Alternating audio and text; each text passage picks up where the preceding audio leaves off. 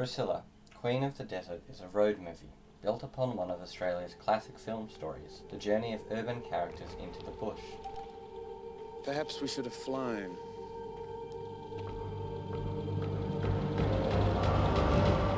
Following closely the perspective of queer characters, the film rolls the cast between the desert and rural town, examining the boundaries of Australian identity.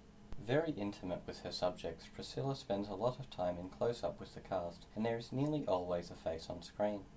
Even the desert, vast and empty, is granted this intimacy using close shots of lizards and insects. Alongside these shots we get very careful frames of the characters, often telling us how they are relating to each other in a Is it given true that moment. her real name's Ralph?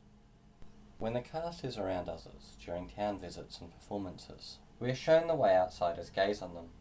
Continuous reaction shots tell us about Tick's anxiety Take that bloody frock off, Felicia. Don't make it any worse than it is.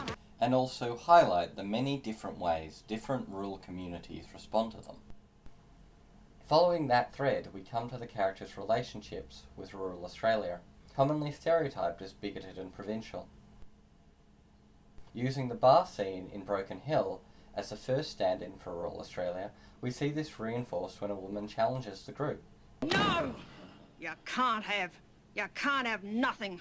We've got nothing here for people like you. Nothing. However, this challenge is countered when Bernadette replies, Now listen here, you mullet. Why don't you just light your tampon and blow your box apart?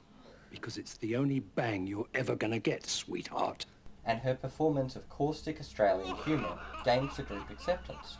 The presumably strict gender roles of the town are also shown to be at least somewhat porous within the pub, as Tick drunkenly shares skincare products with a pair of men, while Bernadette engages the woman in a drinking contest. There's a thread to this questioning of rural exclusion that runs throughout the film. While the characters are discriminated against to the point of violence, the film ends with Bernadette finding a chance at acceptance and peace in Alice Springs, the heart of rural Australia. In many ways, this film can be seen as challenging deep-rooted ideas that bigotry is part of our identity. This may be going too far. A particularly uncomfortable element of the film is the ethnic caricature of Cynthia,